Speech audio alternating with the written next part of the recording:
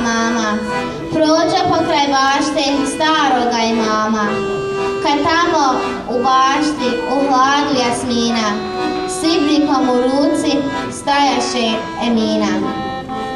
Ja kakva je pusta, tako mi je mana, stid je ne bi bilo da je kod sultana. Pa još kad se seće i plećima kreće, ni hođin mi zapis više pomoći neće.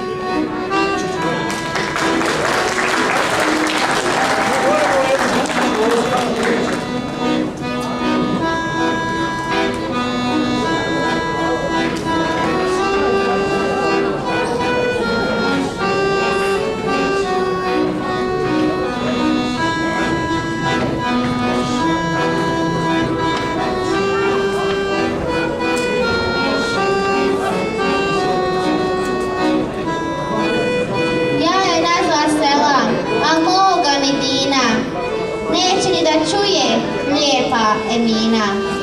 Novu srebrni ibrik zahitila vode, pa po bašti đule zaljevati ode.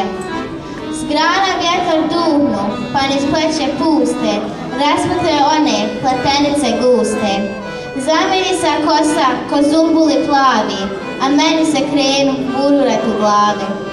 Malo ne posrnu, moga mi dina, no meni ne dođe lijepa Emina.